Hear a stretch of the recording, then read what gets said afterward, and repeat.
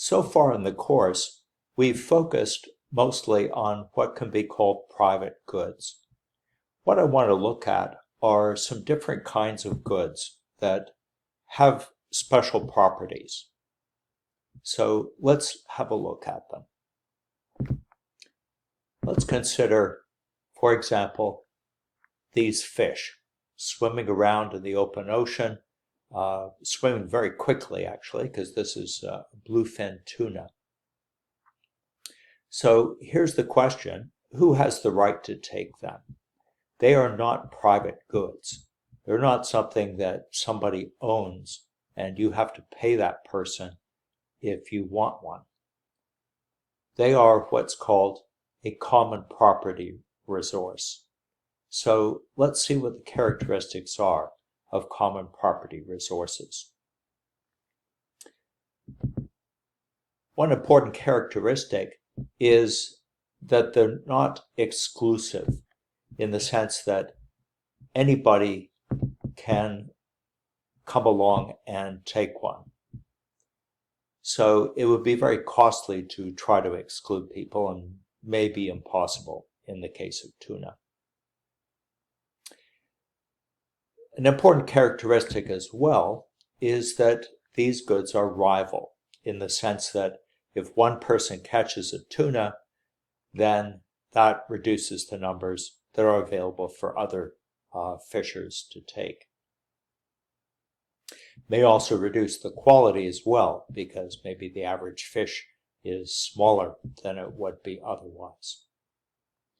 So the most extreme problems with common property resources come from what's called an open access resource. That is something like tuna in the open ocean, where it's a common property resource and there's no regulation, there's no international law, there's no enforcement that says how many you can take. So as a result of that, you end up with a severe overfishing problem for many species of fish. I've included in D2L a brief interview with Professor Daniel Pauly of the University of British Columbia, and recently he published a book called Vanishing Fish, and he's very pessimistic about the future of fish resources. I would just like to add, though, that there are lots of common property resources around that are more or less effectively regulated. So if you think about New Brunswick, for example, we've got moose and deer in the forests.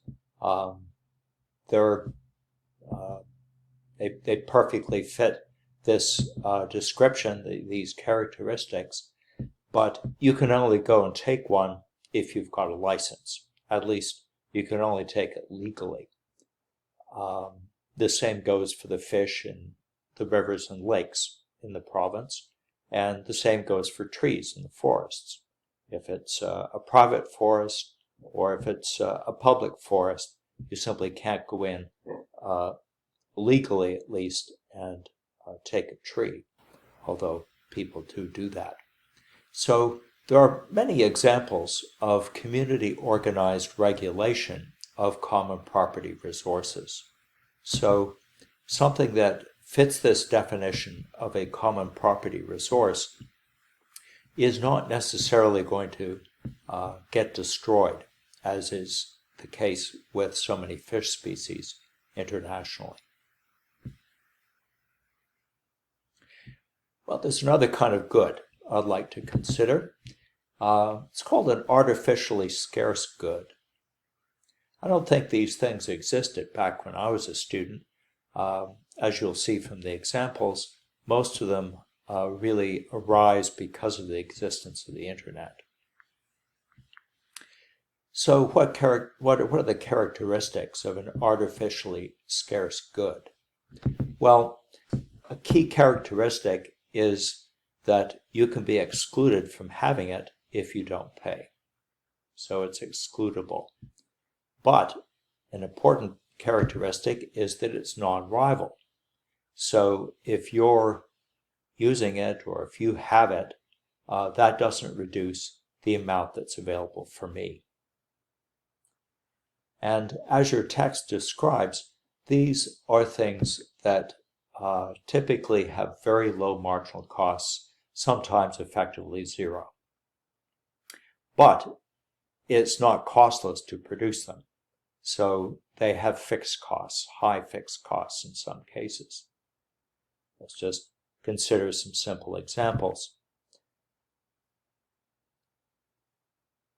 If we had an electronic copy of our textbook available in the library, which I hope will happen very soon, that would be an artificially scarce good. You'd have to be a UNB student to be able to access it, but if one student in the class has it signed out or has accessed it, that probably doesn't reduce the amount that's available for others. I should say, depending on the kind of license we've got, the numbers might be limited, but hopefully not in this case.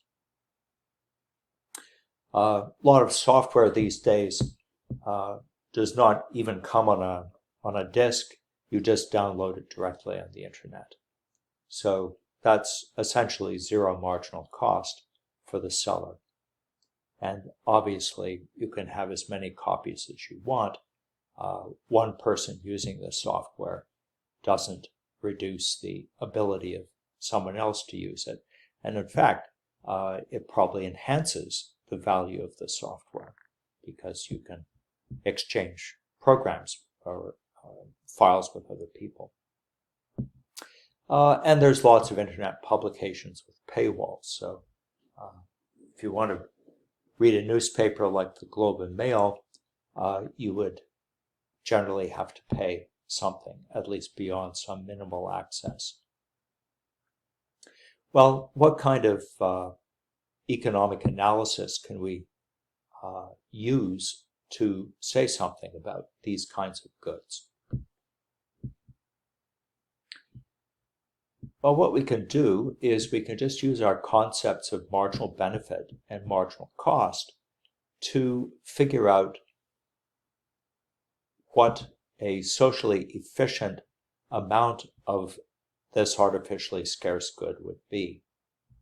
So if its marginal cost is zero, as in the examples I just gave you, then in principle, social or rather economic welfare is going to be maximized right at this point here, where the last unit that's produced and consumed just gives a marginal benefit equal to the marginal cost, which is just zero. So the only way that somebody is going to be persuaded to take that last unit, given that their marginal benefit is so low, is essentially if the price was zero. But that leaves an obvious question. If production is going to be efficient from a social point of view, and the price is zero, how do we cover our costs? Well, one way to do that is for somebody to own this and to make it artificially scarce. So you restrict access to it, and people only have access if they pay the profit maximizing price. Now, exactly where that profit maximizing price comes from is something we're going to see a couple of lectures from now. But for the moment, let's just sort of take it for granted that there is going to be a price where the seller is going to restrict the quantity sold. In this case, as we'll see when we explore this in more detail, the person is going to, the seller is going to try to maximize the firm's revenues in setting this price. Now, here I'm considering the special case of a firm that just sets a single price. I'll say something something about that in a moment. If the firm sets just a single price, then obviously we've got an amount produced and sold that's less than the efficient amount. In other words, there is a gap here between the marginal benefit that society would get from additional units being produced and used compared with the marginal cost of producing those units. So if this good is made artificially scarce like this, and that's the price, then we end up with this efficiency loss, or we could call it a deadweight loss, or it's sort of a loss from not being able to produce this extra amount of this good. Well, one way around this, which we'll, as I say, look at in more detail in maybe next week, is to consider what's called price discrimination. So why should the seller charge just a single price? Maybe it's possible to discriminate among different kinds of customers, and maybe you can identify a market where there are people who would not be willing to pay this price, but they'd be willing to pay something, a price that's less than that. Well, if you can set a lower price and sell some more to them, then that might actually add to your revenues and add to your profits. So here's an example. I had a look at the website of the Globe and Mail newspaper, and as I was expecting to see, university students get a discounted rate. So you get 40% off. You just have to prove that you're a post-secondary student. So you get the reduction as long as you're a student. You're probably used to seeing student discounts for things. But this is a discount for what in this case is an artificially scarce good. It's just the electronic access to the newspaper. Well, there's another kind of good which we've looked at before, but we should look at again a little bit more carefully. And that's a public good. So we've seen the characteristics of public goods, I think maybe in the first chapter or two in our text. They're non-excludable, so those who don't pay can't be excluded from consuming the public good. And everybody can enjoy the benefits of the public good to some extent. Now, how much each individual values the public good, it varies from person to person. Just consider some examples. A radio broadcast is the obvious one. Everybody can listen to it if they feel like it. Some people might value it a lot. Some people, even though it's free, may be uninterested because they'd rather do something else with their time. These days, public health policy occurred to me as a public good. So the decisions that governments make in dealing with our current public health crisis are something that's going to affect everyone. Nobody can be excluded from the results, and everybody's affected one way or the other. Information and knowledge is a typical example of a public good. As long as I note here, that information and knowledge hasn't been made artificially scarce, like, say, the information that's in the Globe and Mail newspaper today. Now here's maybe an unusual example. Consider how trustworthy or how corrupt the police and politicians and public officials, civil servants, bureaucrats are. That varies quite a bit across countries, and actually there's some international survey evidence about that. Turns out to be quite important in influencing people's satisfaction with their lives. But it's essentially a public good. So is the level of social and economic inequality. That affects the quality of life in the society as a whole, and everyone is affected. Nobody can be excluded from that. Well, I just want to briefly contrast public goods with an aspect of private goods. So the private goods that we've been looking at in the course have demand curves. People decide how much is it worth to me, what's my willingness to pay for that.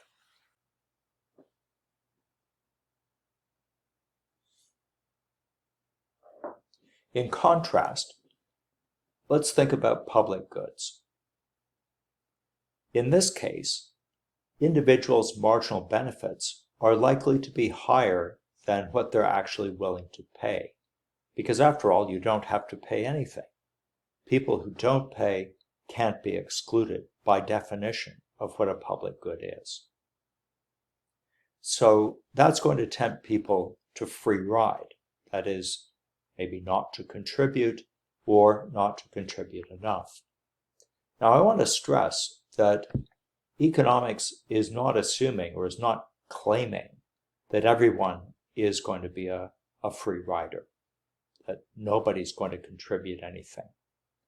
But I think it's reasonable to say that voluntary payments are not going to fully reflect people's marginal benefits. And in that case, as I'll show you in a moment, there's likely not going to be enough of the public good being produced.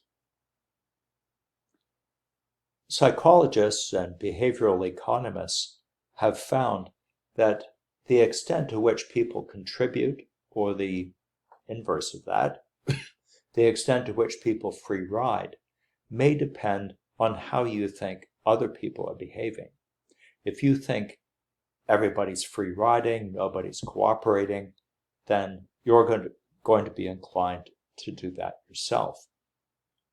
On the other hand, if you think people are contributing, then you're going to be inclined to contribute as well. Here's an example. First thing I do every day when I get my computer up and running is to check the website of the Guardian newspaper.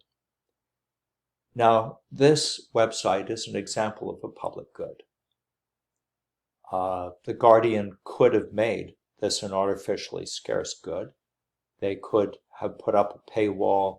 You might need to subscribe and have a password and so on to get into it. But instead, what they've decided to do is just ask readers to donate and to support it. So you can see the contribution button up here. And recently they announced how many million people had been supporting it, sort of plugging into that idea that if you think lots of people are contributing, you're more likely to contribute as well. So this model seems to be working. The Guardian is covering its costs, which are pretty substantial because it's a huge operation. But it's still the case that people will be free riding. People will be going to this site, not contributing anything, or they won't be contributing their true marginal benefit.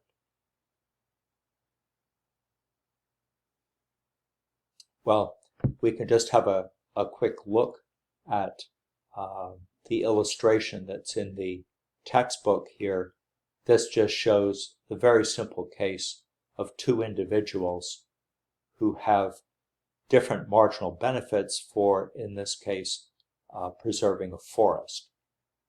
So sort of repeating myself here, but the claim is that those true marginal benefits are going to be greater than their willingness to contribute. And so that's going to mean that if, say, somebody gets a nonprofit organization together to preserve the forest, they're not going to get enough contributions. In other words, people are going to declare a marginal benefit that's lower than their true one. And so the one that they're going to declare in terms of their contributions is going to be lower than this true one.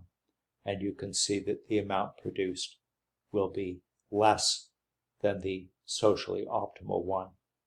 Could even be zero if contributions don't cover the costs. One problem is that government doesn't necessarily know what people's marginal benefits are either. So the political system kind of attempts to assess what people's preferences are, but it does so imperfectly. So public production of a public good is not necessarily going to be the complete solution. Well, one example of a contribution to a public good is reducing greenhouse gas emissions. Because if you reduce greenhouse gas emissions, then that's something that everybody in the world can benefit from. Nobody can be excluded. So that's going to be the topic of our next lecture, is the climate change problem. I've finished these slides with just a brief recap of these different kinds of goods.